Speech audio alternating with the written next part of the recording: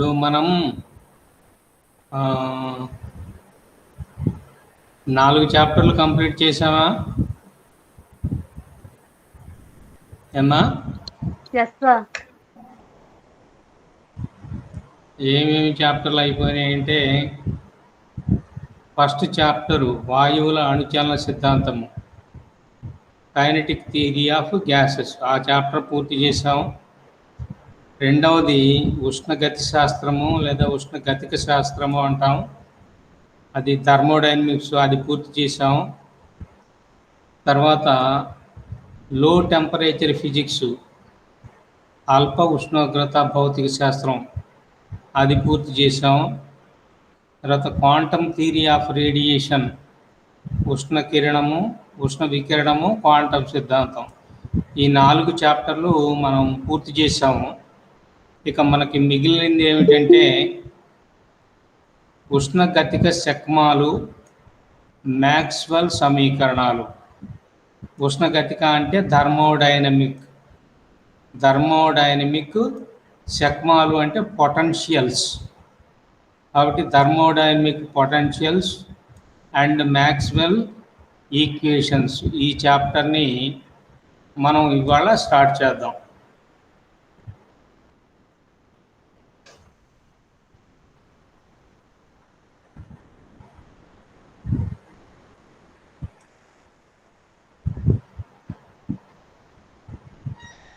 Chapter కనిపిస్తుంది కదమ్మా? Hello. ముందు ఈ ఉష్ణగతిక శక్మాలు అనేటువంటివి ఏమిటో ముందు చెప్పుకుందాం. ఇప్పుడు ఉష్ణగతిక వ్యవస్థను ఏదన్నా ఒకదాన్ని తీసుకొని, అంటే థర్మోడైనమిక్ సిస్టమ్ని ఒకదాన్ని తీసుకొని దాని యొక్క పొజిషను లేదా స్థితిని కంప్లీట్గా ఎక్స్ప్లెయిన్ చేయడానికి మనకి బేసిక్ డైనమిక్ కోఆర్డినేట్స్ అనేటువంటివి కొన్ని తీసుకున్నాం. ఏమిటి అంటే, ఒకటి ప్రెషర్, పీడనము, రెండవది ఘన పరిమాణము లేదా వాల్యూమ్, మూడవది ఉష్ణోగ్రత, దాన్ని టెంపరేచర్ అంటారు, నాలుగవది ఎంట్రోపీ. అంటే ఈ 4ంటితోటే మనము థర్మోడైనమిక్స్ సిస్టమ్ యొక్క పొజిషన్ని మనం ఎక్స్ప్లెయిన్ చేసాం. దాని యొక్క పొజిషన్ అంటే ఇక్కడ స్టేట్ అని గుర్తుపెట్టుకోండి. ఆ స్టేట్ని పూర్తిగా ఎక్స్ప్లెయిన్ చేయాలంటే ఈ 4 సరిపోవు. వీటికి అదనంగా మనకి కొన్ని రిలేషన్స్ అవసరం అవుతాయి. అది ఫండమెంటల్గా గుర్తుపెట్టుకోండి. ఇక్కడ రిలేషన్స్ అంటే సంబంధాలు. ఈ పాయింట్ అర్థమైందమ్మా?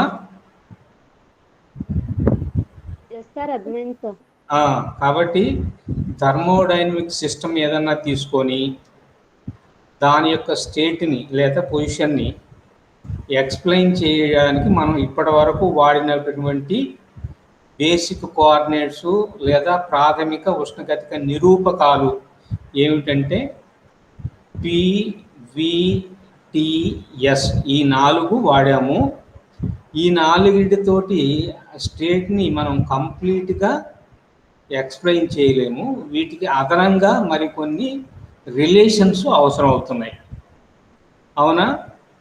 ఇవన్నీ కూడా శక్తి ప్రమేయాలు. అంటే శక్తి ప్రమేయాలు అంటే ఎనర్జీ ఫంక్షన్స్ అన్నమాట. ఇప్పుడు ఉష్ణగతిక శక్మం అంటే ఏమిటి, నిర్వచనం ఏమిటి అనే విషయాన్ని కనుక చూస్తే, ప్రాథమికంగా మనం తీసుకున్నటువంటి ఉష్ణగతిక నిరూపకాలు ఏమేమిటి? పీడనము, ఘన పరిమాణము, ఉష్ణోగ్రత, ఇంకోటి ఏమిటి ఎంట్రోపీ. వీటిని ప్రమేయాలుగా ఎక్స్ప్రెస్ చేయగలిగేటువంటి ఎనర్జీ ఫంక్షన్స్ని ఇప్పుడు మనం చెప్పబోయేటువంటివన్నీ కూడా ఎనర్జీ ఫంక్షన్స్. ఆ ఎనర్జీ ఫంక్షన్స్ని మనం ఏమంటున్నామంటే థర్మోడైనమిక్ పొటెన్షియల్స్ లేదా ఉష్ణగతిక శక్మాలు అని అంటారు. ఇవి అన్నీ శక్తి రూపాలే. అంటే all these are different forms of energy. Energy యొక్క వివిధ రూపాలు అన్నమాట. ఇంతవరకు అర్థమైందా? కాబట్టి ఇక్కడ పీవీటీఎస్లు ప్రమేయాలుగా ఎక్స్ప్లెయిన్ చేయగలిగేటువంటి ఎనర్జీ ఫంక్షన్స్ని ఏమంటారంటే థర్మోడైనమిక్ పొటెన్షియల్స్ లేదా ఉష్ణగతిక శకమాలు అని అంటారు. ఇవన్నీ కూడా శక్తి రూపాలు. ఏం ప్రకాశం అర్థమవుతుందా?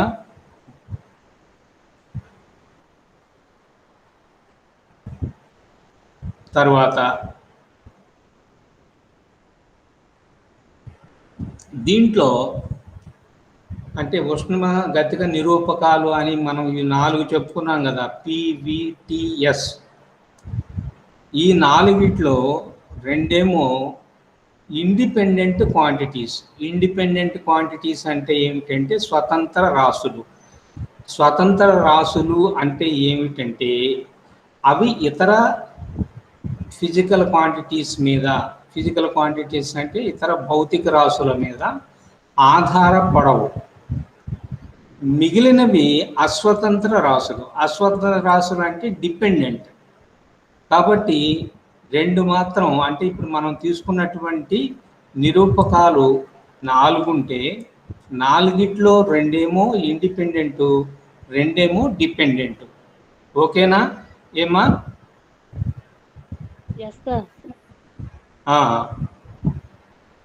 కాబట్టి ఇక్కడ మనం థర్మోడైనమిక్ కోఆర్డినేట్స్ ఏం తీసుకున్నామంటే పీవీటీఎస్ అనేటువంటివి. ఈ 4 రెండేమో ఏమిటి? స్వతంత్ర రాశులు. స్వతంత్రం అంటే independent. Independent they do not depend on other physical quantities. ఇతర వాటి మీద ఆధారపడని వాటిని ఇండిపెండెంట్ అని లేదా స్వతంత్ర రాశులు అని అంటారు. ఇతర వాటి మీద ఆధారపడేటువంటి వాటిని ఏమంటారంటే అస్వతంత్ర రాశులు అని కానీ డిపెండెంట్ రాశులు అని కానీ అంటారు. ఓకేనా? తర్వాత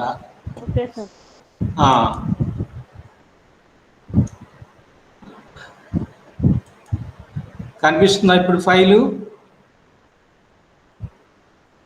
ఏమ్మా? కనిపిస్తుంది సార్.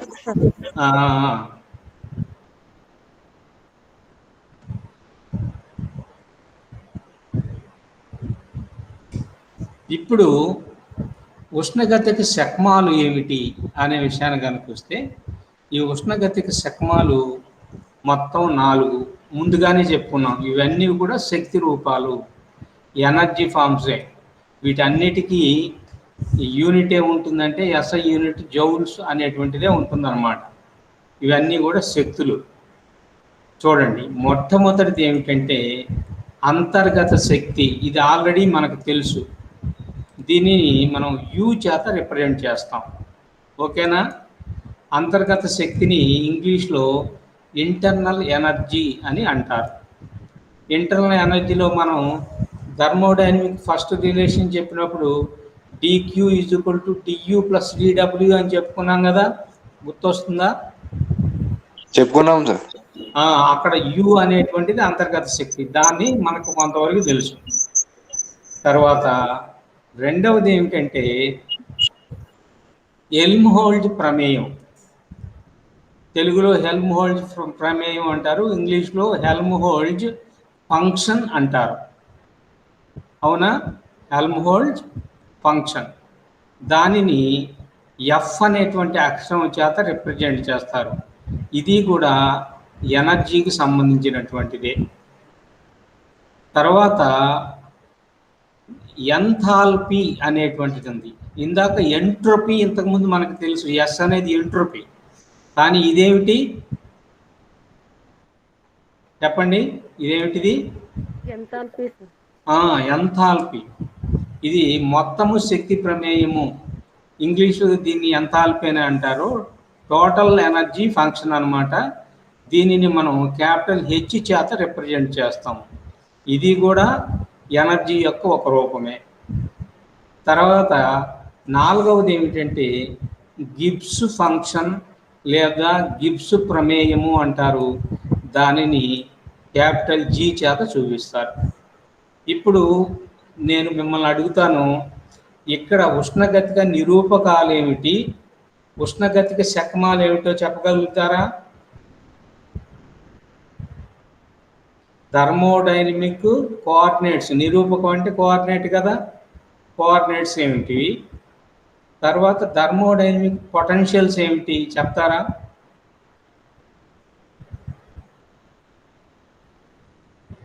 ఏమ్మా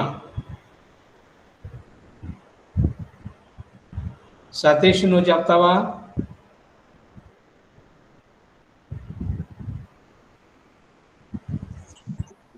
ఏంటి సార్? థర్మోడైనమిక్ కోఆర్డినేట్స్ ఏంటి?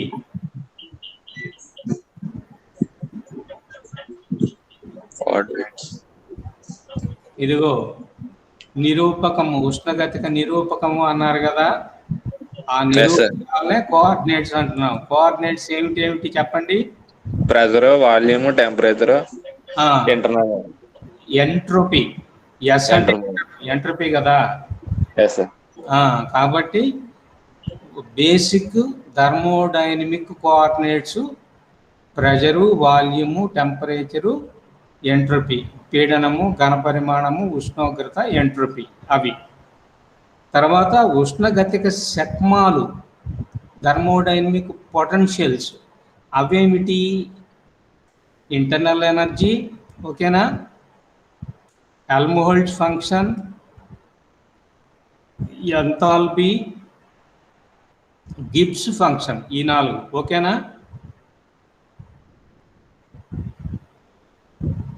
మాట్లాడటం లేదు.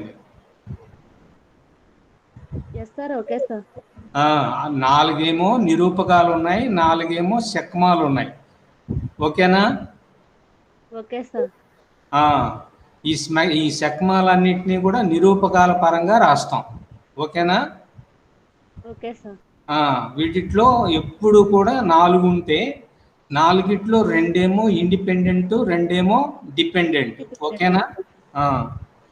స్వతంత్ర రాశులు అంటే ఏమిటంటే ఇండిపెండెంట్, ఆధారపడనివి ఇతర వాటి మీద.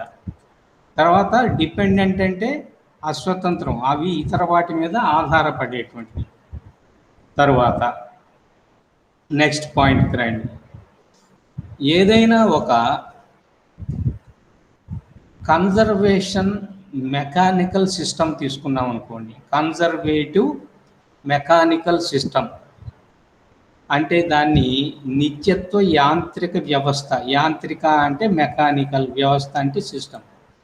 ఒక యాంత్రిక వ్యవస్థ కనుక తీసుకుంటే అది ఈక్విలిబ్రియం పొజిషన్లో ఉండాలంటే, ఈక్విలిబ్రియం పొజిషన్ అంటే సమతా స్థితిలో ఉండాలంటే దాని పొటెన్షియల్ ఎనర్జీ ఎట్లా ఉండాలంటే మినిమం ఉండాలి.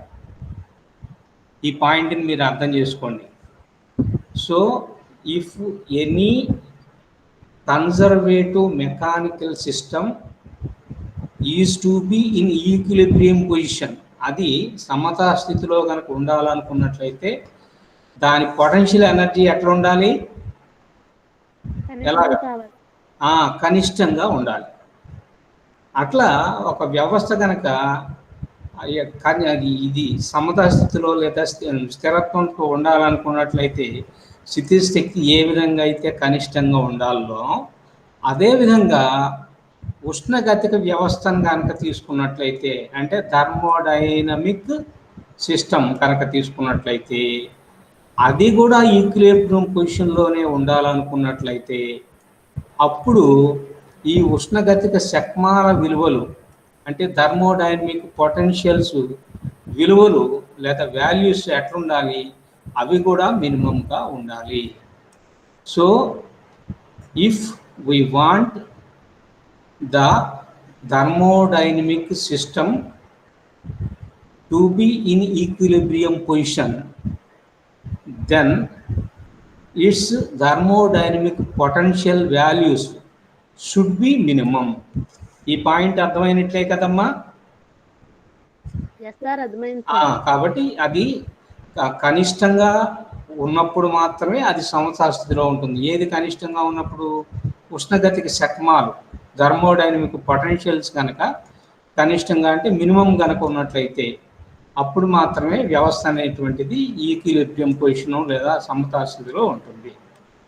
ఇప్పుడు ఇక్కడి నుంచి మొదలుపెట్టి మనం థర్మోడైనమిక్ ఫస్ట్ లా అంటే ఫస్ట్ లా ఆఫ్ థర్మోడైనమిక్స్, అట్లనే సెకండ్ లా ఆఫ్ థర్మోడైనమిక్స్కి ఈ రెండింటికి 2 ఈక్వేషన్లు రాస్తున్నాను. థర్మోడైనమిక్ ఫస్ట్ లాలో dq = du + dw అని తెలుసు కదా మనకి. ఏమ్మా? ఎస్ సార్, తెలుసు సార్. తెలుసు. du = du, dw ఏమని తెలుసు? du + p × dv. pdv. కాబట్టి dwకు బదులుగా pdv.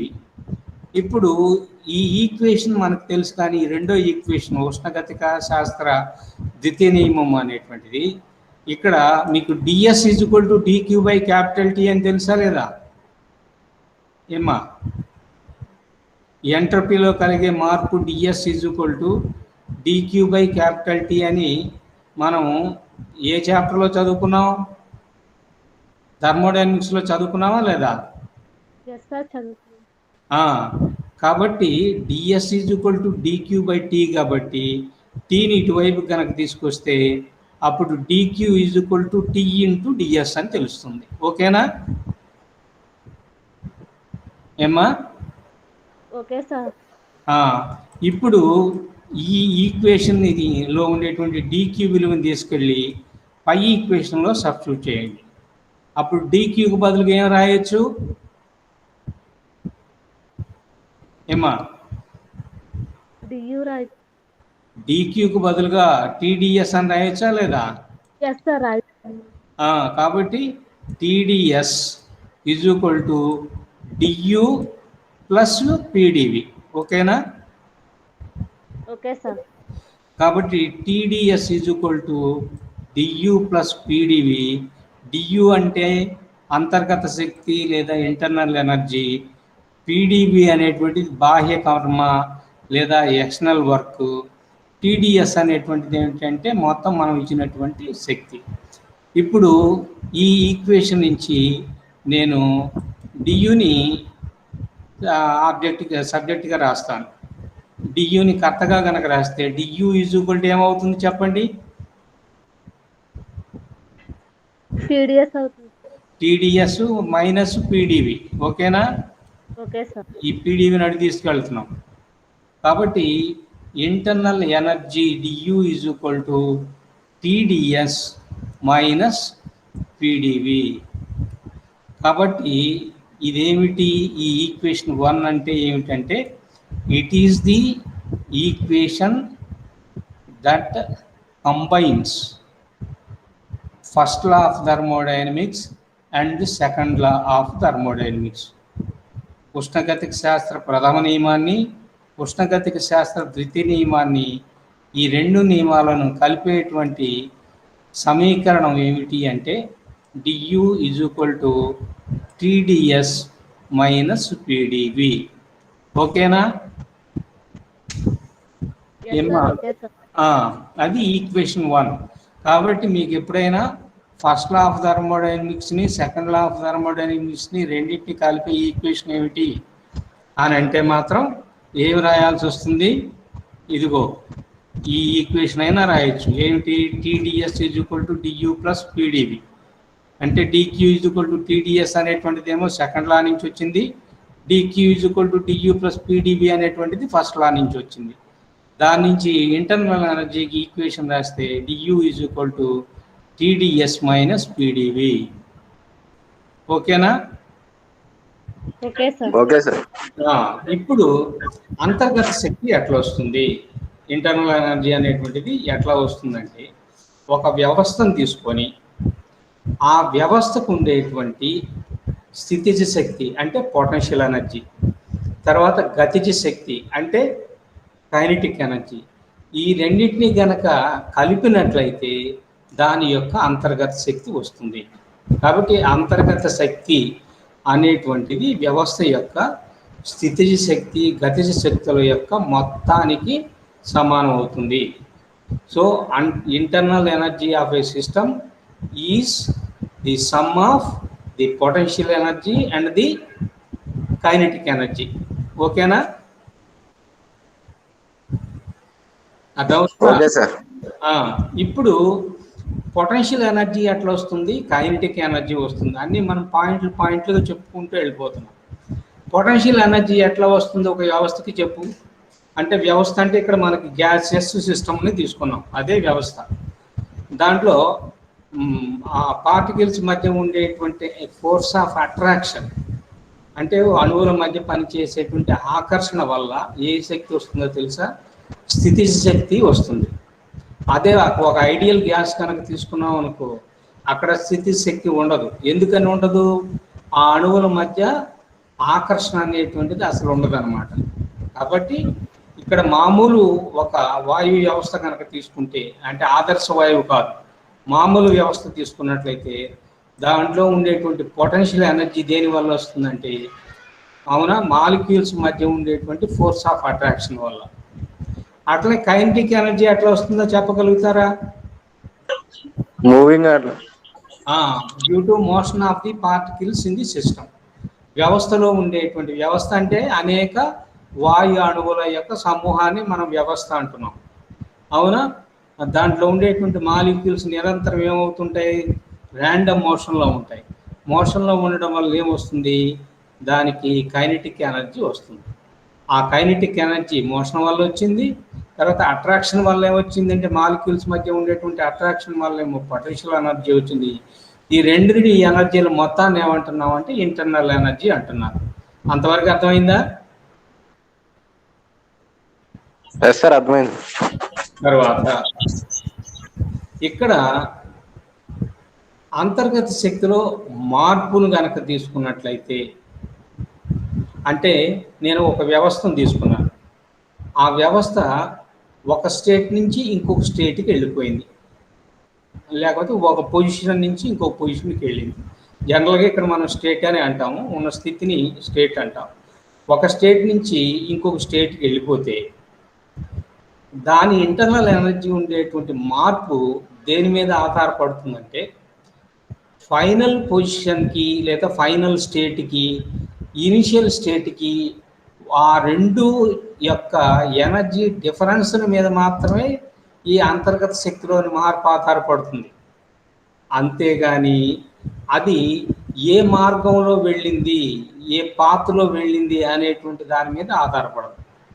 So the change in the internal energy of a system when it moves from one state to the other state, that depends on the initial and final states only, but it does not depend on what path it is traversed. ఈ point అర్థమవుతుందా ఏమా? అంటే వ్యవస్థని తీసుకున్నాము, అది ఒక స్థితి నుంచి ఇంకొక స్థితికి వెళ్ళింది. సపోజ్ ఇదిగో చూడండి, నేను వేళ్ళు చూపిస్తాను, ఈ స్థితి నుంచి ఈ స్థితికి వచ్చింది అనుకుందాం. ఇప్పుడు దాని శక్తిలో కలిగేటువంటి మార్పు కనుక తీసుకుంటే, అంతర్గత శక్తిలోని మార్పు, ఇది మొట్టమొదటి ఎక్కడ ఉన్నది, ఇప్పుడు ఎక్కడ ఉన్నది, ఈ రెండిటి యొక్క తేడా మీద ఆధారపడుతుంది. ఈ రెండు స్థితులను బట్టి ఆధారపడుతుంది. కానీ అది ఈ మార్గంలో వచ్చిందా, లేకపోతే ఈ పై మార్గంలో వచ్చిందా, లేదా నేరుగా వచ్చిందా, అది మార్గం పైన ఆధారపడదు.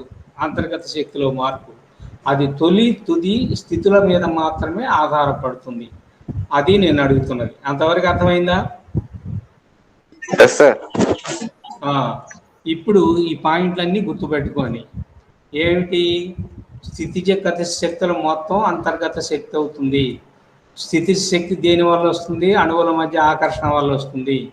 గతి శక్తి దేని వల్ల వస్తుంది? అణువుల యొక్క చలనం వల్ల వస్తుంది.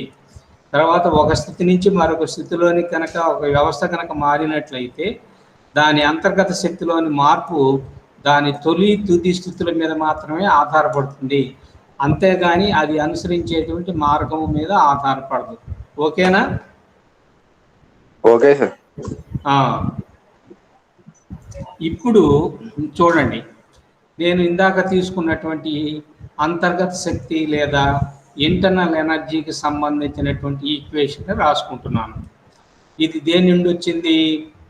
First law of thermodynamics and second law of thermodynamics, ఈ రెండింటి నుంచి వచ్చిన ఈక్వేషను ఇంటర్నల్ ఎనర్జీకి ఏమిటి అని అంటే DU is equal to TDS minus PDV. TDS అంటే డిక్యూ, అంటే వ్యవస్థకు మనం ఇచ్చినటువంటి మొత్తం శక్తి. అంతవరకు అర్థమైందా ఏమ్మా? Yes sir. ఇక్కడ నేనేం తీసుకుంటున్నానంటే డిఫరెన్షియల్స్ ఏమున్నాయో చూస్తున్నాను. ఇదిగో ఎస్ అనేటువంటిది ఒక డిఫరెన్షియల్ ఉన్నది, ఇంకో డిఫరెన్షియల్ ఏమున్నది?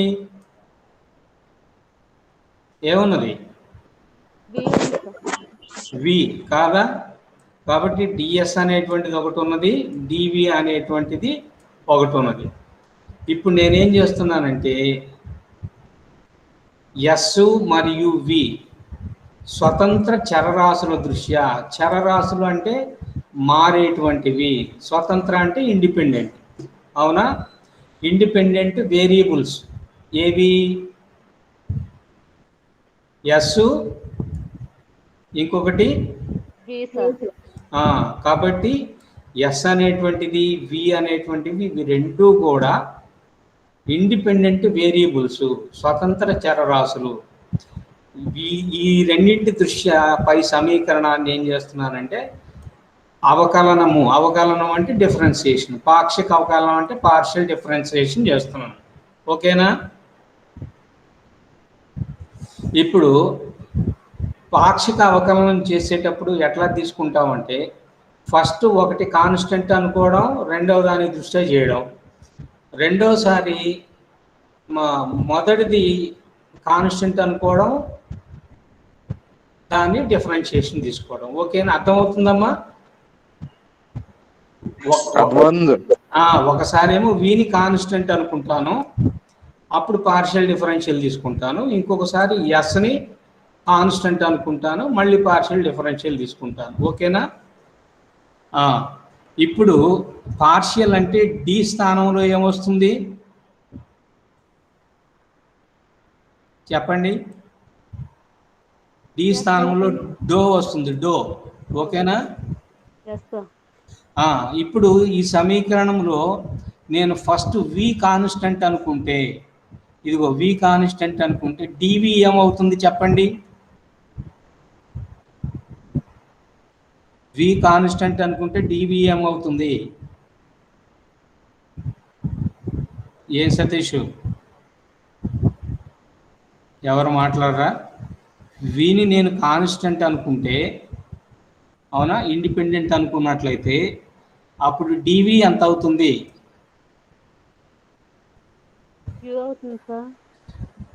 వి కాన్స్టెంట్ అయితే కాన్స్టెంట్ డిఫరెన్షియేట్ చేస్తే 0 వస్తుంది, అవునా కదా? కాబట్టి వి అనేటువంటి కాన్స్టెంట్ అయితే డివి ఎంత అవుతుంది? 0. కాబట్టి పీడివి ఏమైపోతుంది? 0 అయిపోతుంది. అప్పుడు DU is equal to TDS అవుతుందా?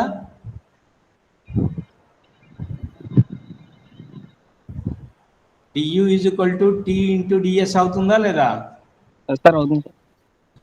ఈ డిఎస్ ఇటువైపు తీసుకొస్తే డియు బై డిఎస్ అవుతుందా? అవుతుంది sir.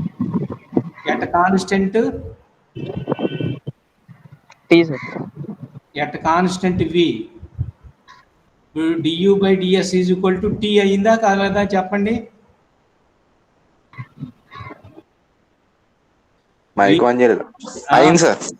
We is equal to constant అయితే డివి 0 అయిపోతుంది.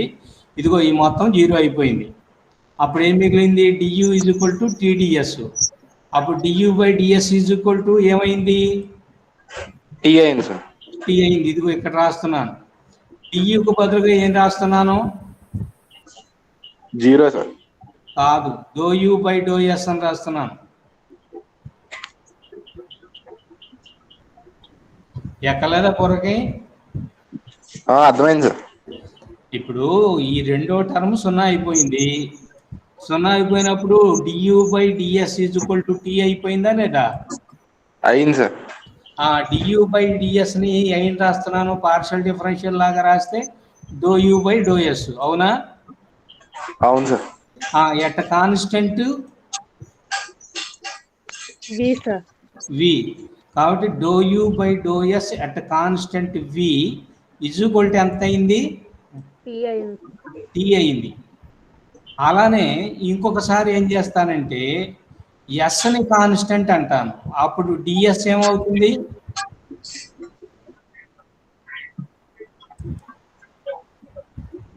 ఎస్ కాన్స్టెంట్ అయితే డిఎస్ ఎంత అవుతుంది? 0 సార్. 0 అవుతుంది. కాబట్టి టీడీఎస్ 0 అయిపోతుంది. ఇప్పుడు ఈ ఈక్వేషన్ ఇంకేమైంది చెప్పండి? D u is equal to d equal minus p d v అవుతుంది సార్.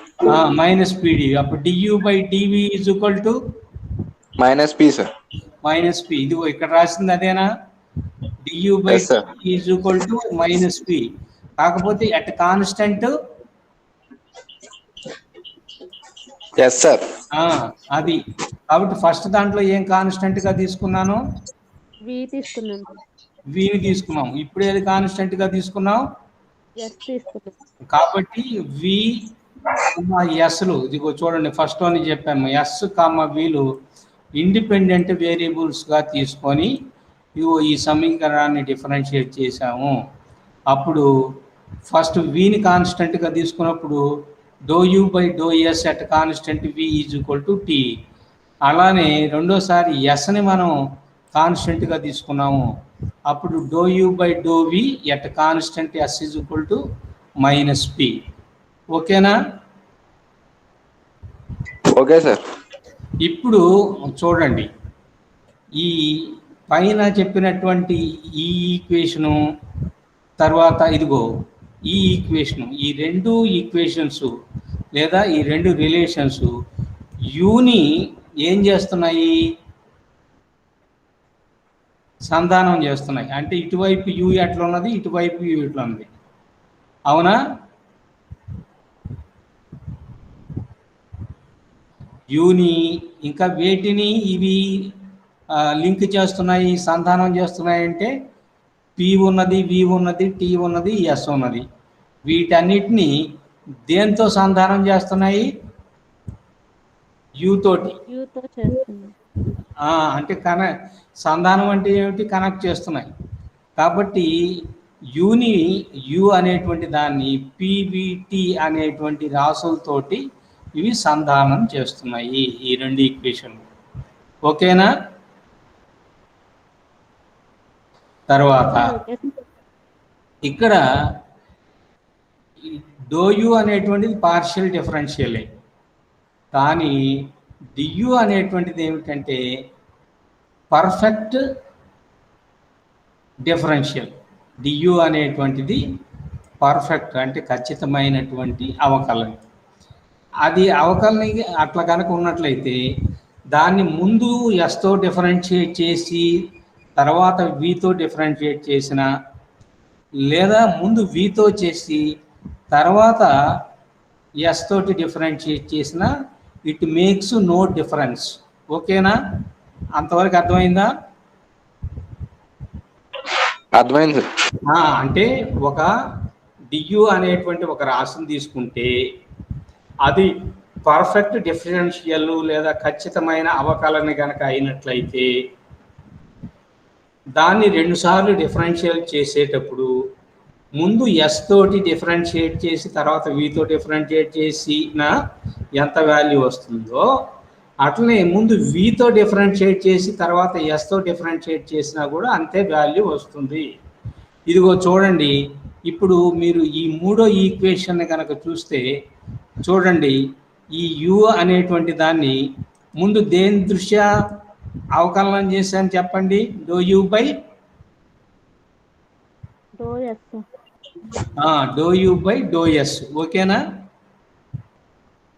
అది ఎప్పుడు చేసామంటే అట్ కాన్స్టెంట్ వి, అంటే ఈ సమీకరణం లాగా. ఓకేనా?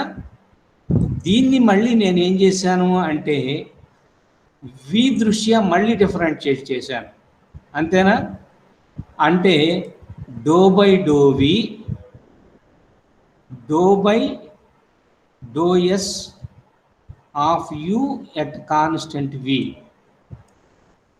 ఈసారి ఇటువైపు ఏం చేశానో తెలుసా, వి దృష్ట్యా డిఫరెన్షియేట్ చేసి ఆ వచ్చిన దాన్ని తర్వాత దేని దృష్ట్యా చేశాను, differentiation do by do S చేశాను, అంటే ఎస్ దృష్ట్యా చేసినట్టే కదా. కాబట్టి లెఫ్ట్ సైడ్ ఏం చేశాను, ముందు విత్ రెస్పెక్ట్ టు ఎస్ చేసి తర్వాత విత్ రెస్పెక్ట్ టు వి చేశాను డిఫరెన్షియేషన్, అవునా కదా. Yes sir. రెండవ సైడ్ ఏం చేశాను, ముందు with respect to V differentiate చేసి తర్వాత విత్ రెస్పెక్ట్ టు ఏం చేశాను, ఎస్ చేశాను. ఓకేనా. Okay sir. మీరు ఇక్కడ చూడండి, ఇక్కడేమో do by do v of do by do s, ఇక్కడేమో do by do s of do by do v. అంటే ఇక్కడ ఎస్ తోటి ముందు చేశాను, వి తోటి తర్వాత చేశాను డిఫరెన్షియేషన్. ఇక్కడేమో ముందు వితో డిఫరెన్షియేట్ చేశాను, తర్వాత దేంతో చేశాను, ఎస్తో డిఫరెంట్ చేశాను. అంటే అక్కడ చేసింది రెండింటి దృశ్యానే, దేని దృశ్యా, ఎస్ దృశ్యా వి దృశ్యా.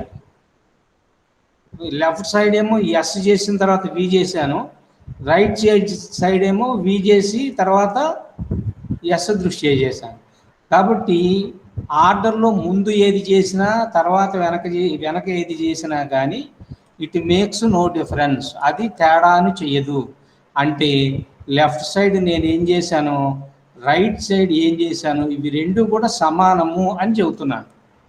ఎప్పుడు డియు అనేటువంటిది పర్ఫెక్ట్ డిఫరెన్షియల్ అయితే. అంతవరకు అర్థమైందా ఏమ్మా? ఎస్ సార్, అర్థమైంది సార్. ఇప్పుడు చూడండి, మూడో ఈక్వేషన్లో రెండవ ఈక్వేషన్ని సబ్స్టిట్యూట్ చేస్తాను. Do you by do s at constant v ఎంతకు సమానం చెప్పండి, టీకి సమానం అవునా కదా. Yes sir. కాబట్టి do by do v of, అవునా. అవును సార్, దాని ప్లేస్ లో టీ పెట్టేది.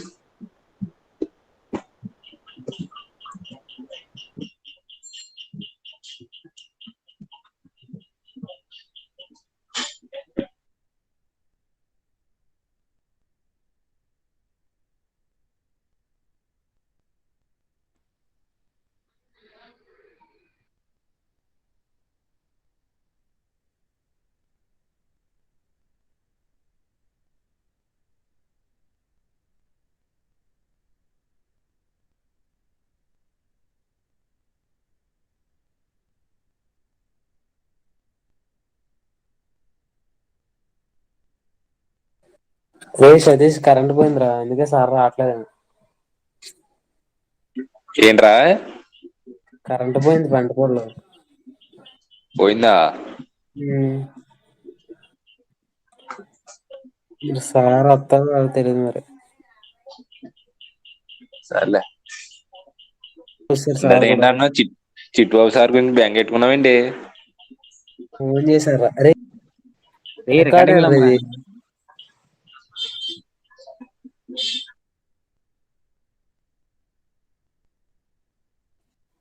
అరే బయటికి వెళ్ళిపోతాం, సార్లు మళ్ళీ లింక్ పెడతారేమో, లేకపోతే ఇదే ట్రై చేద్దాం, వాట్సాప్ లో మెసేజ్ చేయమని. సరే బ్రో.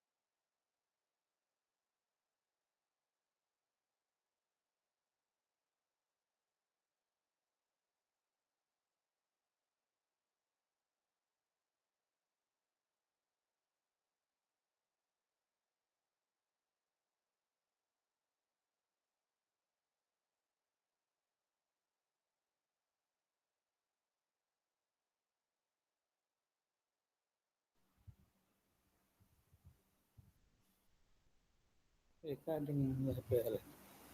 మీరు సైన్ అవుట్ అయిపోతే ఆటోమేటిక్గా రికార్డింగ్ అయితే సైన్ అవుట్